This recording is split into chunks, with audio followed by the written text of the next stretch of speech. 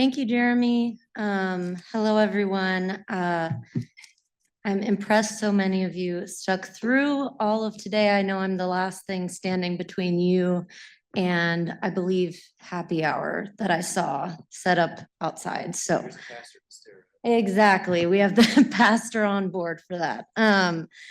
Like Jeremy said, my name is Natalie Alms. I'm a reporter at NextGov, which is a trade publication where I somehow fell down this weird digital identity hole. So I'm happy to be here and happy to get into this topic. Panelists, if you would, I think I would love to start with you guys introducing yourself and then telling us your soapbox take, which is either one thing people get wrong about identity and equity, or one thing you just want people to know. Whoever wants to go first, feel free. I'll start. My name is Reverend Ben Roberts. I'm local here to Washington, D.C. I'm a founder of United Methodist Church in the DuPont Circle neighborhood. I've been there almost 12 years now, and we run a program called the ID Ministry. We service over 2,000 people a year on a weekly, working once a week, and then a couple of Saturdays a month with an all-volunteer organization to help people pay for and navigate the application process related to vital documents. So your birth certificate, your non-driver's ID in this town, and your social security card, every once in a while an additional document beyond that. All of that is because we are working with low-income and unhoused individuals toward the goals of getting a job, which you need to have an ID for, getting your housing, which you need an ID for. If you need to apply for benefits, you have to have that.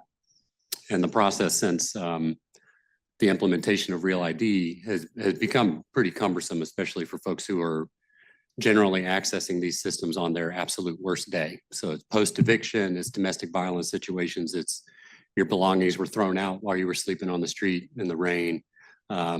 So we're there to kind of journey with people, help make sense of the various processes and put the pieces together in the right order. Because as you all know, if you're going for your ID, you can't get that without the birth certificate. And frequently, you're not able to get the birth certificate without the ID. So we help people kind of fill in the gaps of how they're going to rebuild to get their credential that they need to move on, to be supporting themselves as best they can, and to be off the street. So that's kind of my first one.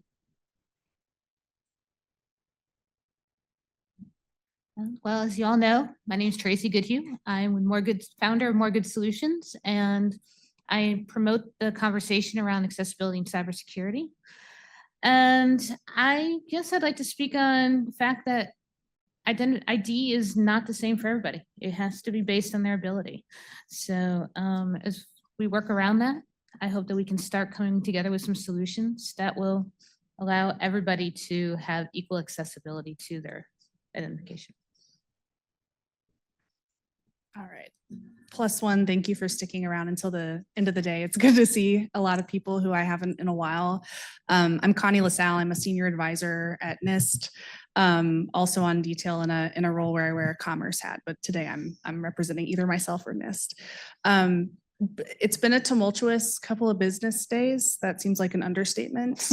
NIST is pretty committed to our function here, though, which is to conduct research that's really essential, not on identity alone, but on other topics focused on building trust online or building trust across industries. If you look at our other laboratory programs, beyond the research that we conduct, you're familiar with our guidelines, I know, and I'm sure you are on the edge of your seats to figure out what's happening with the guidelines.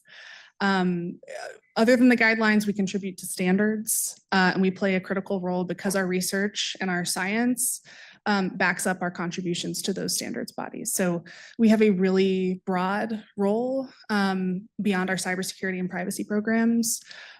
We remain committed to ensuring that the right resources reach the right people at the right time. That has not shifted. I think one thing that people can get wrong, though, is that when you're balancing all of those different domains of risk as an enterprise, that one must take precedence over another, and you have to give up on your security and anti-fraud goals. That isn't true. I've seen a lot of your comments sort of promulgating the fear. And I get the fear, deep breath, but ideally, if a system is working, you're providing secure access to any person, regardless of the means that they're showing up with, in an interoperable and privacy preserving way. That's the goal. I know it's a tall order, and I'm grateful that we have an ecosystem of people who are passionate enough to show up in a room on a cold-ish, I guess 50 is like the new warm, day today. So thanks for inviting me to be part of the panel. The challenge of going last is all your good ideas tend to be stolen by the first couple. Certainly a +1 to your point about not having to compromise. But for those of you who don't know me, I'm Wes Turbeville. I'm the Senior Vice President of Federal at IDME, which means I lead our service and support to 20 federal agencies that we deliver identity services to. And we do this essentially portable credentials that meet the NIST standards that can be taken across sectors. So the same credentials that somebody uses to log into the IRS or Social Security or the VA or HHS today, they can also use at the state level or out in the private sector. And we do this today. I think we're the largest issuer of NIST credentials anywhere with over 68 million people essentially in the network that have met those NIST standards through IDME. And I think the one thing that's important to know through that experience is, actually building on something that Jeremy said at the end of that last panel, that identity works in different contexts and certainly different ways for different users. And so one of the most important things you need to think about is having a flexible solution to meet people where they are. And the way we think about that is giving people multiple ways by which they can verify an identity up to those high standards that are set by NIST. Great. Well, thank you guys. Pastor Ben, I'd love to go to you next.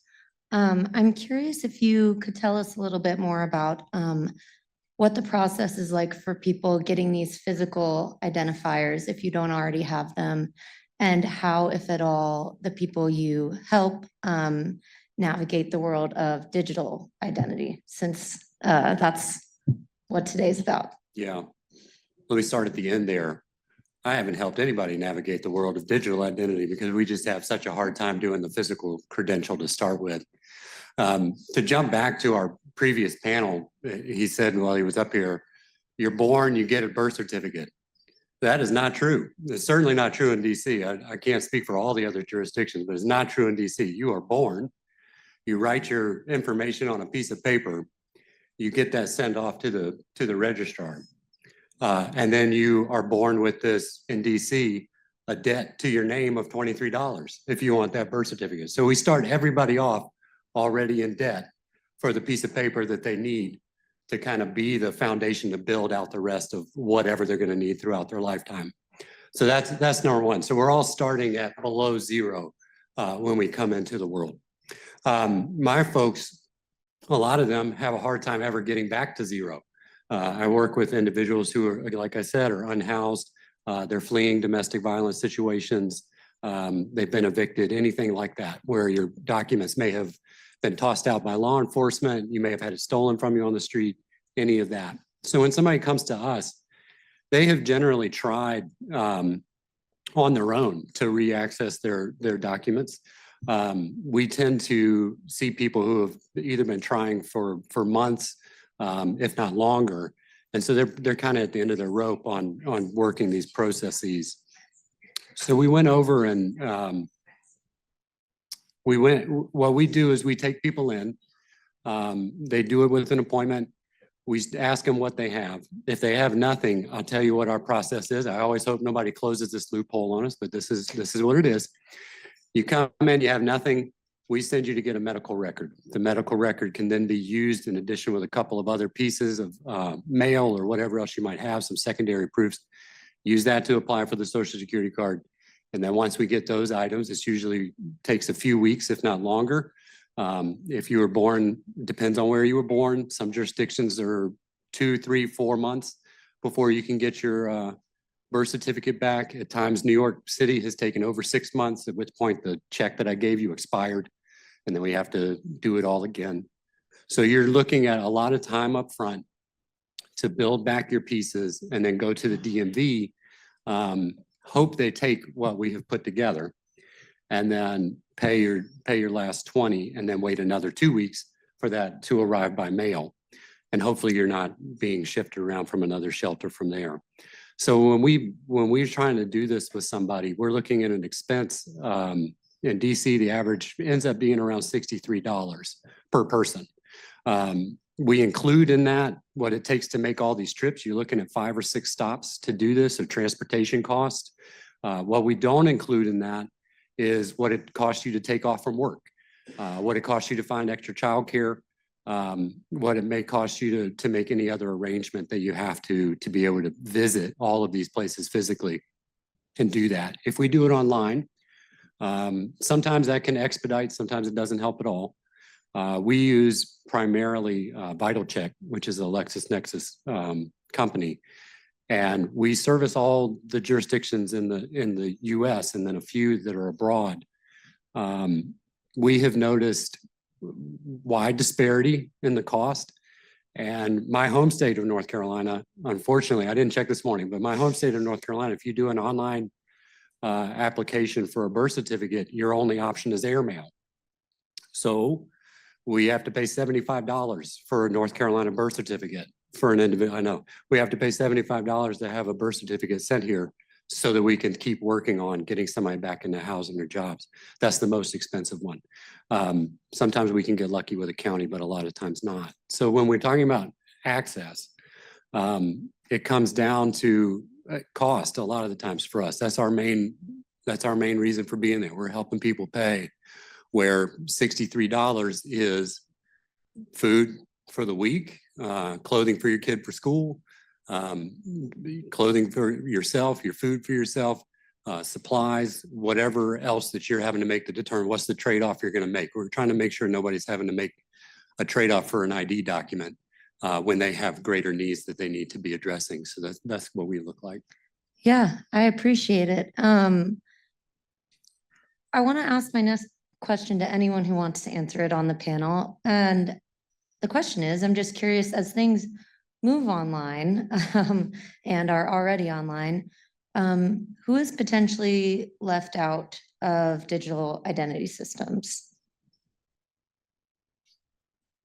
I'm going to go right back and it's all you. My folks are deeply distrusting. Anything online, even when we try to do a VitalCheck application, they're deeply distrusting, because how does this thing know all this information about me in the first place? Which is, I don't have time to explain that to folks. And I don't fully understand it despite hanging out with Jeremy. So I'm dealing with mental health issues. I am dealing with addiction issues. I am dealing with people who just some of them are having the type of mental health issues that say, well, the government is listening to me, they put something in my arm. I'm navigating all of that to just try and get a regular application done. So in the digital identity space, when I think about trying to convince some of these folks that it would be somehow okay to turn over your biometric, whichever one it might be, or to allow whichever server, be it the DMV or the Vital Records, whoever's hosting the server, allow them to retain your information longer term. That's a lot of convincing to be done, and it can't. There are cases where that cannot happen. And so as we move further into the digital space, I can see benefits where something is stored for you. It's not a jeopardy if you're evicted. It's not a jeopardy if you get robbed, and you go in and you're able to prove for yourself. I can see that benefit, but trying to get people on board, it will hit a lot of dead ends for the people that I serve. And then policymakers and system builders are making the decision of trade-off. Well, enough people can access it. Enough people is not enough for my people. So when I'm looking at it, that's who I'm thinking of as we move into these digital spaces. Actually, maybe if I could build on that a little bit. I love like everything you're doing to help people get sort of the foundational evidence that it takes to essentially build a digital identity off of. But one of the other things is it's not just the digital identity. There's also the proofs that you need to access other services that I think are really important. And just to share an example, so I'm a Navy veteran myself, and we were talking to a major city council not too long ago about the fact that they wanted to extend housing benefits to veterans. right? Particularly homeless veterans. But one of the challenges they were wrestling with is that there's certain documents and proof of your status as a veteran that can only be delivered by paper and by mail. So for those of you who've been in the service, a DD-214, right? And so it's one of those things where even if you can prove somebody's identity, if they don't have a place to mail that DD-214 to, then they can't get the rest of the evidence that you need in order to complete the application for the benefit. And so I think, you know, it's the start of a broader conversation that says you have to work backward from the benefit. What's the benefit that we want to deliver? And then what are all the pieces that actually have to come together, and can people, you know, access all of the parts that have to come together to deliver the services? So, you know, I think there's a simple change that can be made where if you could deliver a DD-214 electronically to somebody who's actually processing the applications for those benefits, it could unlock a lot from the VA that wants, you know, they want to connect the veterans to benefits, but right now there's other barriers in the way.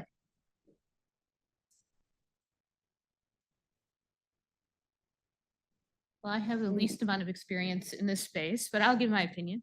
As well as those factors that they both spoke on. If the standards to gain your digital identity are not compatible with, again, the ability of the people and the tools that they are using, that is another hindrance. And so I think that I know WCAG standards are what everybody's living up to, but I also know that only 20% of websites are fully WCAG built up to WCAG AA standards. So if we pay attention to those factors, then that means that 80% of people that might need screen readers assistance or have some neurocognitive issues are not able to work with the tools to gain this digital identity. That means that we are leaving a lot of people behind. And those standards you just mentioned are accessibility standards Yes, online, sorry. right? Website accessibility standards. Connie, I'd love to ask you how NIST is thinking about this. I know you guys are updating your guidelines, so yeah, how are you thinking about this? Specifically, the risk of people being left behind. Yes, yeah. I mean, I think about it probably too much. And I think even just hearing these perspectives and anecdotes, it just reemphasizes the importance of true optionality and choice. Because for every person who's afraid of having a digital footprint, somebody also is unable to access it. And there's another person who doesn't have a consistent physical address, right? So we're doing our best to embrace practices that we know work, because we're testing them and working with others and talking with a lot of you, while also getting the balance right on access across a number of factors. Thank you. Connie, you set me up for this by mentioning in your intro that you guys are updating those standards. I'd be remiss if I didn't ask if you can share anything for the interested parties in the room that are eagerly awaiting the updated standards. I did set myself up for that one. Yeah, that was a rookie mistake. We're adjudicating feedback, so that's good. That work continues. Thank you. I know a lot of you in the room did contribute again to that. And we will see what the future holds. There's been, like I said, a lot of new policy coming out the door that shapes the way that our federal agencies are interpreting this world that we're living in. Our goal is to serve them in a way that's actually practical and helpful. So we're wading through these uncertain waters as well and trying to figure out a way to do our jobs. So that was sort of rambling, but a non-answer that we're trying to do our jobs really well in uncertain times. Fair enough, fair enough. I wanted to ask you guys, as a reporter, I often get questions from family members or random people who know that I cover this, and they always want to ask me about facial recognition. So I wanted to ask you guys about that, because in the broader world, I feel like that often gets brought up in the context of equity and who is included, who isn't. So Connie, I actually might put you back on the spot again, and then anyone can jump in on how you think about facial recognition in particular and biometrics in this equity sort of conversation. Sure.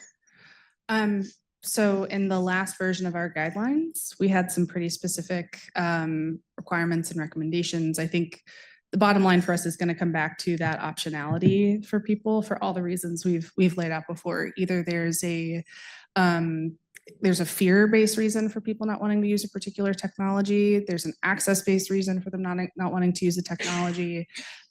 We know that these things come up in practice.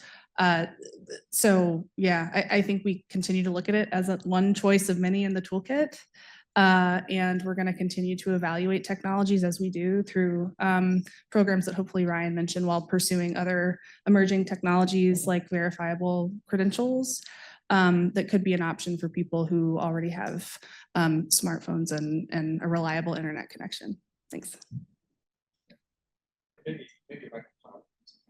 Maybe if I can just add on to that. I think there's two big points. Like, we do use biometrics as one of our verification pathways to get people up to the NIST IL2 standards. But I think there's sort of two big points that I think are actually really important in the context of biometrics.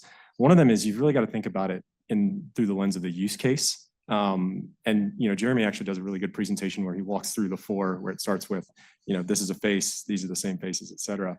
And so thinking about how the biometrics are used, and then also like, what is the impact of a false positive or a false negative in those situations? And then what does it actually take to correct an error? I think is an important thing to just think about, as you're deploying these technologies. And then I think the second thing that's maybe not as well understood, and actually I'm glad you sort of brought it up, is as NIST is evaluating sort of the broad landscape of technologies. I think I know there's a lot of rhetoric around biometrics, but I think when you put their performance, particularly across different demographic groups, relative to other technologies that are out there, particularly things like data and records checks, et cetera, what you can actually find is, and I think this is supported by recent reports by DHS and past research by NIST, is that biometrics can actually perform, more consistently. Even if they're not perfect, they'll perform more consistently than other types of checks do. And so I think that's actually something that we see in our data. And we've done a couple of deep dives with some agencies out there. With IRS back in 2021, 2022 timeframe, there was a record number of people who were filing taxes from Puerto Rico for the first time, because there was a record number of people who had received the advanced child care tax credit. And so with all these new relationships being established at IRS, what we found is that as you decompose the different parts of the IL2, when you compare people from Puerto Rico to the general population, they were actually passing biometric checks at nearly an identical pass rate. But then when you start looking at some of the other non-biometric checks, there was as much as a 30% spread between how performance was for people from Puerto Rico versus the overall population. And this is why it's so important to have alternative pathways to verification when you start running into these things. We actually saw a similar story unfold at HHS actually earlier this year on a grants portal, where tribal communities were looking to access new grants that were issued by Treasury and managed through HHS payments management system.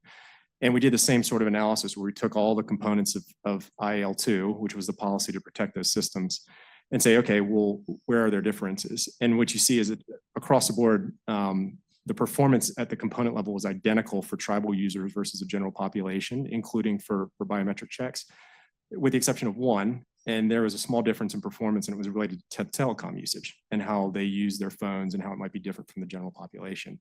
And so I think it's one of those things that as you study and you look at the different technologies out there, it's really important to look at biometrics closely, but put it in the context of the other technologies you're comparing it to. Ben and Tracy, anything to add? If not, I have more questions. Don't worry. All I would add is, having been around this space a little bit over the past few years, I can see the benefit for the folks that I serve when it comes to something related to a biometric authentication to prove who you are, because in most cases you're not going to lose your hand or whatever else.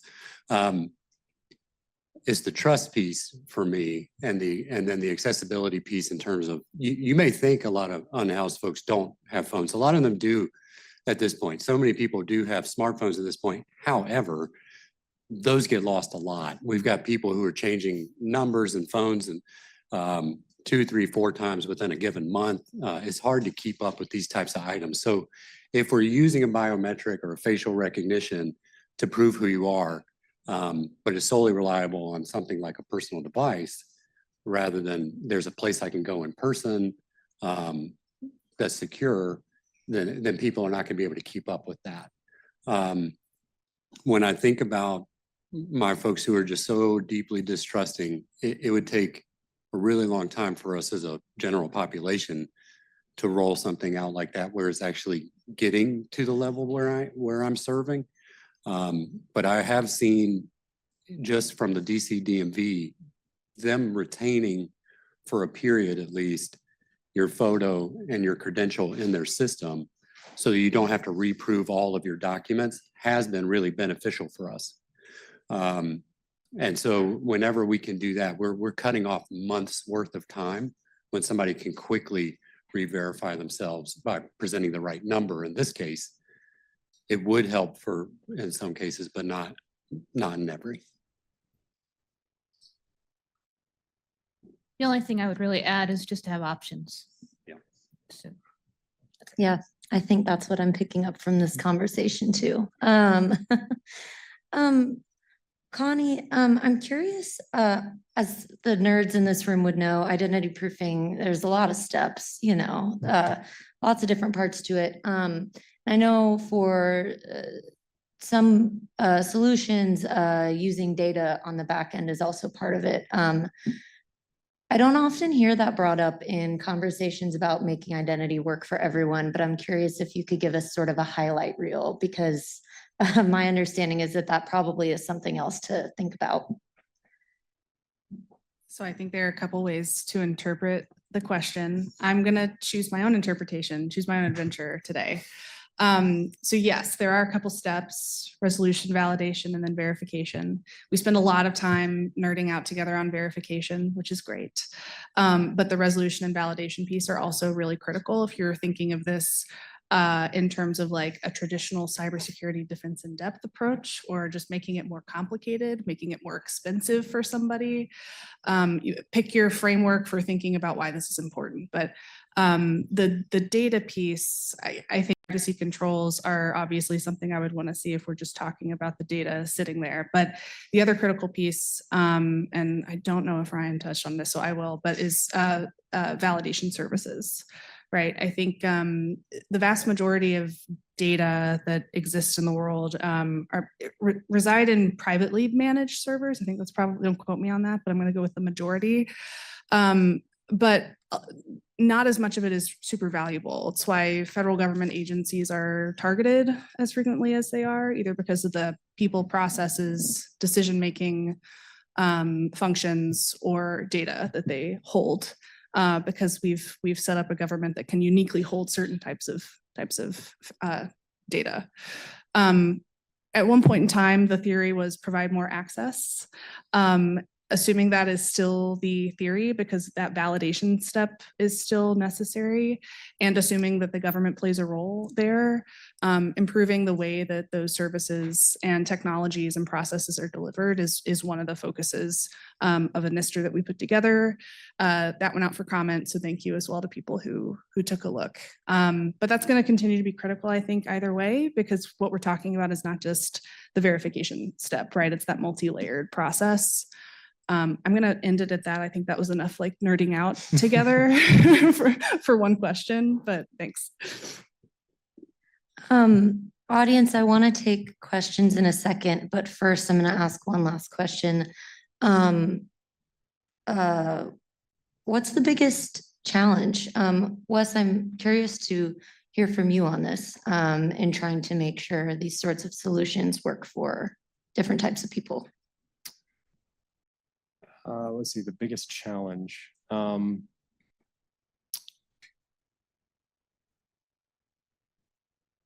I honestly, I think one of the biggest challenges, and I'll talk about this from the sort of the shared services lens that IDME comes into this, is agencies want to do things, government agencies want to do things a little bit differently, at each agency.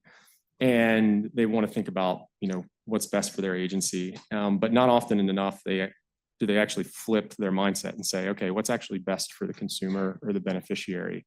And how could I leverage work that's already been done to accelerate their access to benefits? And so I think one of the things that, I find surprising is that, in 2019, obviously, in the first Trump administration, OMB 1917 came out and encouraged the adoption of shared services because I think it recognized that it puts more convenience back on the user and also unlocks a lot of operational efficiencies from agencies. But I think adoption has been, spotty at best for OMB M19. And so I think one of the challenges is just getting agencies to think more about the end user and the citizen than about their own sort of siloed and way of doing things from their agency lens. Audience, what questions do you have? Oh, there's someone all the way in the back.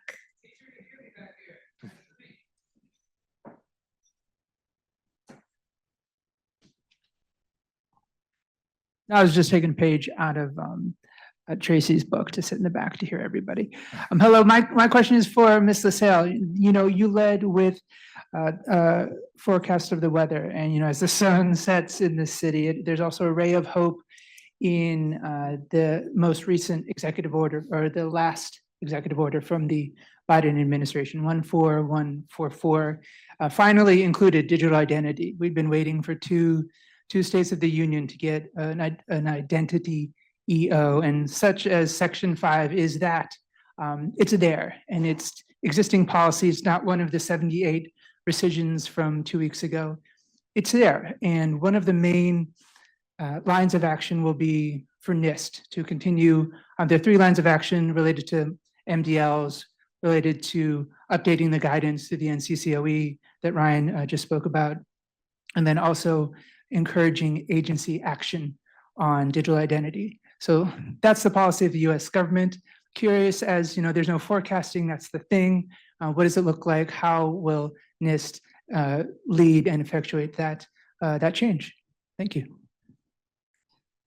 It is the policy alongside OMB M1917. I think what was interesting to see is one, that identity language was retained. What a signal. I wish it had come out a little sooner, but a girl can dream. So for now, agencies have M1917 and that executive order to look to. And again, I think if I'm putting myself in my agency customers' shoes, I'm looking for additional guidance from the government, from my agency, to see if we can move forward on this really critical topic. I certainly hope that we get that clarity soon. And all I can really say is that NIST remains committed to the work until I get another direction. We're going to focus on choice. We're going to focus on getting the balance between security and access right. Thank you to my co-panelists immediately to my right, and Wes, you've got some good thoughts too, but for sharing the stories of people who often don't get a platform. I think it's really critical that you keep speaking as we move forward, because the work is important, and it's partially my job to make that case to my new colleagues who are coming in this week, last week, and probably over the coming weeks and months. So thanks for the question. Any other audience question?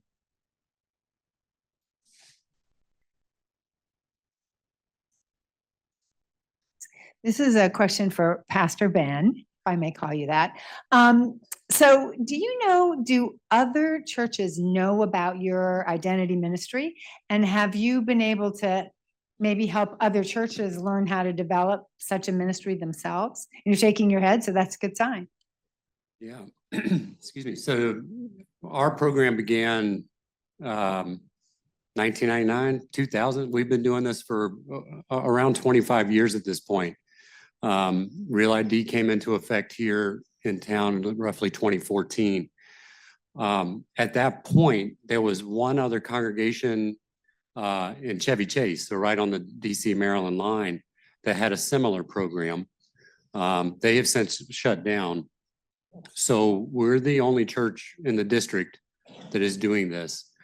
Since around 2016, we've seen some other organizations pop up.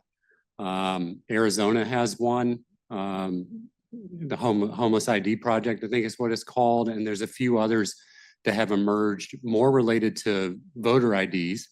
Vote right, I think, is one, because it's the same sort of process to get a voter ID as it is to get your other credential, and you have to still put those pieces together. So since Real ID was implemented, we've seen other organizations pop up. We've helped seed a couple, one in Baltimore, and we've tried with a couple other in Maryland that just didn't take hold. We have what we call our state book. So it's all the jurisdictions that we've ever worked with and what the current process is for each one for getting your birth certificate. So we share that with other congregations if they ask for it. We try to keep it open so that people can access it to try and navigate on their own or to try and help individuals in their communities access it. We're trying to make sure that that information can get around. Yeah. All right, no one's raising their hand, so I'm gonna ask Tracy and Pastor Ben to just close us out with why this matters. Like, what impact does this have when these systems don't work for everyone? Well, for the obvious reason, if it's not accessible to anybody, then, or everybody, then you're leaving a whole population out. And without that, we're not considered equal. Yeah.